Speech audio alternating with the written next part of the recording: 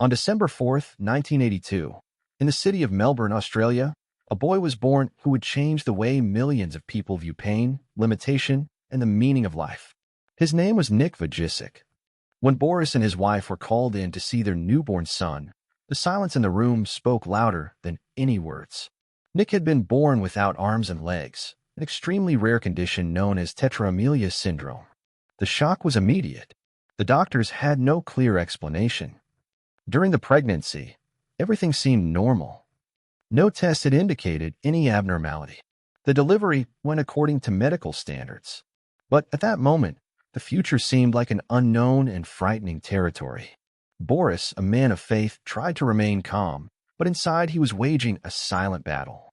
He wondered if his son would be able to survive, if he would be independent, if he would suffer rejection, if he would find any purpose in a world that values appearance and physical strength so much.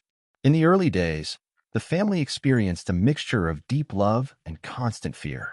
Nick needed special care. Any simple task required adaptation: being fed, being put to bed, being taken to the doctor. Nothing was automatic. As Nick grew older, the challenges didn't lessen. On the contrary, they became more apparent. In his childhood, he had to learn to do everything using only what remained of his body, a small foot, which he would later learn to use to write, type, and even hold objects. But the biggest challenge wasn't physical. It was emotional. At school, Nick was constantly seen as different. Some children were curious, others were afraid, and many didn't know how to approach him. The bullying started early. Cruel questions, laughter, looks that hurt more than any fall. He didn't understand why he had been born that way. He asked his parents why God would allow something like that.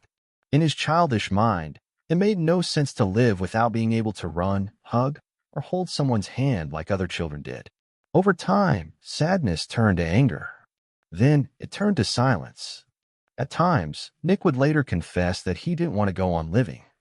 The pain of feeling like a burden to his family and a stranger in the world seemed too much for such a young boy. Boris understood all of this. As a father, he felt he needed to do more than just protect his son. He needed to help him find value in his own existence. He didn't try to hide the reality. He didn't say it would be easy. But he said something simple and powerful: difficulties are temporary. What you do with them can last forever. Nick grew up hearing that. Even so, there was a turning point. One day, still a teenager, he heard a testimony in church about someone who had transformed their pain into a mission. That story didn't solve his problems, but it sparked a question within him. What if my life has a purpose that I haven't yet understood? This thought began to change everything. Nick began trying to do small things on his own. He learned to use his foot to brush his teeth. He learned to write. He learned to type on a computer. Each achievement was slow, but gigantic. Gradually, he realized that his limitation did not prevent him from learning, studying, and communicating. Furthermore, people would stop and listen to him when he spoke. His way of seeing the world was different. He understood human suffering in a profound way because he lived with it every day. In his youth, he began speaking at small gatherings, telling his story, not as a victim, but as someone who was learning to live with what he had. Without planning it, Nick was taking the first steps towards something much bigger than he could have imagined. Meanwhile, Boris watched everything in silence. That son, whom he had once feared had no future, was beginning to find a voice. And that voice was touching other people. But something was still missing, and no one knew if it would be possible. Nick always wondered, will anyone ever love me? Will I be able to start a family? Can I be a husband, a father, a role model? Neither he nor Boris could answer. The world still seemed too small for a man without arms and legs, but their story was only just beginning. As Nick grew older, something began to change within him. His physical limitations remained the same, but the way he viewed his own life was no longer the same. He realized that people didn't stop to listen to him out of pity. They stopped because they saw themselves in him. When Nick spoke about rejection, he wasn't repeating prepared phrases. He was recounting his own experiences. When he spoke about fear, loneliness, and shame, it wasn't theory. It was memory. That's how he started getting invited to speak at schools, churches, and youth gatherings. At first, they were small groups. A few dozen people. Then hundreds. In a short time, thousands. Nick didn't present himself as someone special. He said he was an ordinary human being living through an extraordinary situation. His straightforward manner, mixed with humor and sincerity, eased the tension in the audience.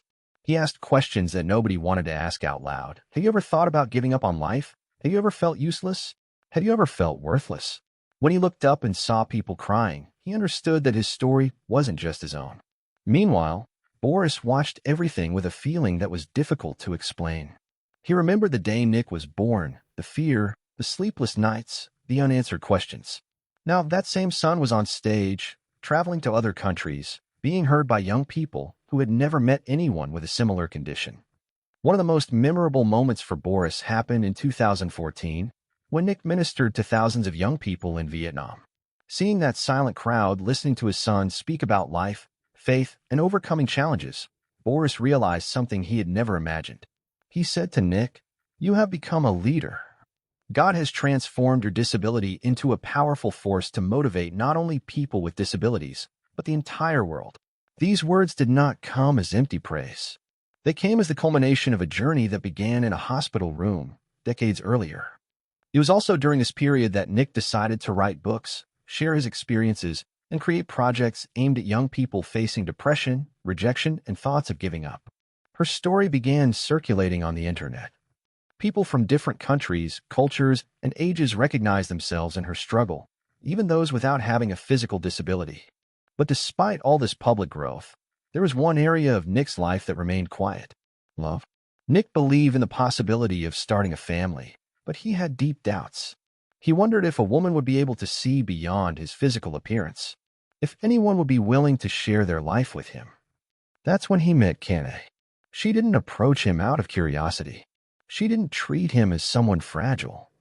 She spoke to him as she would to any man. She laughed, talked, disagreed, made plans. Friendship turned into something more. When Nick decided to propose to Kane, it wasn't an impulsive gesture. It was full of meaning. He knew that moment symbolized something many considered impossible. The wedding took place in 2012. For Boris, it was one of the most emotional days of his life.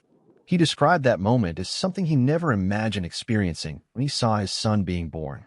The man who was once considered without a future was now a husband. But the story wasn't over yet. Nick and Kane dreamed of having children, a desire that brought with it fear. Will they be born healthy? Will they face prejudice because of their father? Will I be able to be a good father? These questions had no easy answers. But once again, life surprised us. The first child was born healthy. The chosen name was Kiyoshi. For Boris, that was the culmination of everything. He said that moment seemed like a clear sign that the cycle of pain had been transformed into a cycle of life. Later, Nick and Kane had another son, named Dayon Levi. The boy who was once afraid to live was now teaching his children to smile at the world. That baby, who was born without arms and legs, had become a husband, father, and role model for millions. But perhaps the most important thing wasn't what Nick achieved. Yes, that's what he proved. What value does not originate from the body? Purpose does not stem from appearances. Strength does not come from perfection.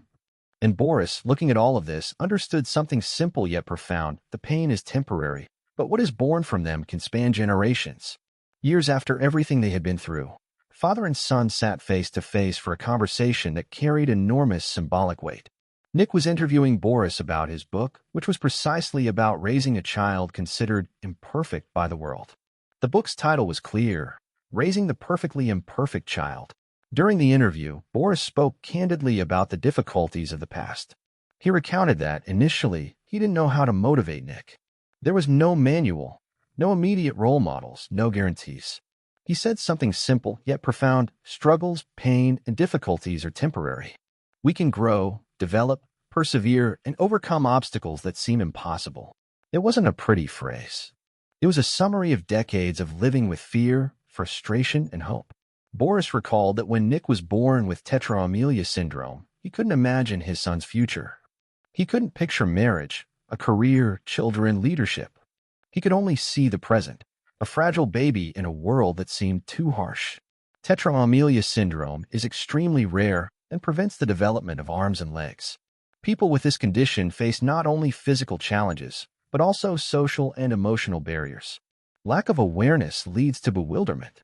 This bewilderment often turns into exclusion. Nick grew up in that environment.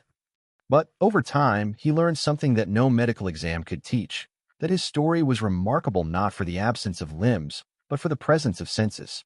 During the interview, Boris told his son, "You have become a leader, a person who influences the world.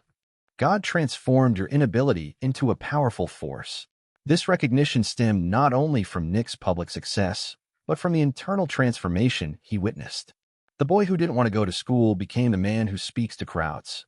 The young man who wondered if anyone would love him became a husband. The child who feared he had no future became the father of two healthy boys. When Boris spoke about the birth of his first grandson, Kyoshi, his voice changed.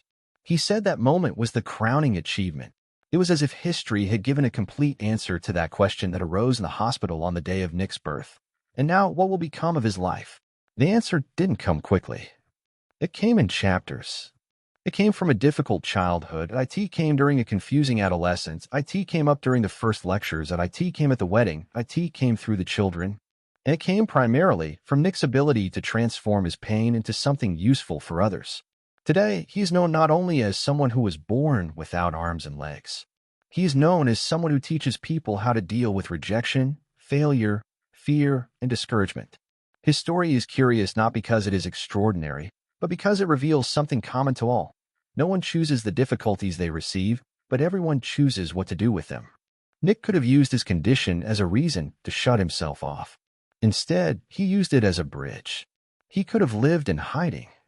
He chose to be seen. He could have lived in silence. He chose to speak. He could have lived in anger. He chose to live with purpose. Boris, looking at his adult son, realized that the child born without limbs had taught him something as well, that a father's love is not just about protecting, but about believing even when there is no proof. Nick's story isn't about disability. It's about meaning. It shows that physical limits do not define human limits. The body may lack something, but life can be abundant. Pain doesn't have to be the end of the story. When someone asks who Nick Vujicic is, the answer lies not in his condition, but in his journey. He is the boy who defied silent predictions. He is a young man who transformed shame into a voice. He is the man who became a father without ever having held a child in his arms, but holding them with presence, care, and love. And perhaps the most intriguing aspect of this story is this. The father who once thought he would never be a father-in-law and grandfather. Today he is both. Not because the world has become easier, but because someone decided not to give up on him. This is not a story of an instant miracle. It's a story of time, choices, and persistence. And that's why she continues to touch so many people. Because it reminds us of something simple and true. Life doesn't demand perfection, it asks for continuity. Before I leave, I want to hear from you. Where are you watching this story from right now? Write the name of your city or country in the comments. I read many of them, and it helps me know how far this message is reaching. If this story touched you in any way, subscribe to the channel and turn on notifications so you don't miss the next ones. Here we tell real stories that show that life can still surprise you, even when everything seems difficult. Your comment and subscription help this video reach more people who need to hear this message today.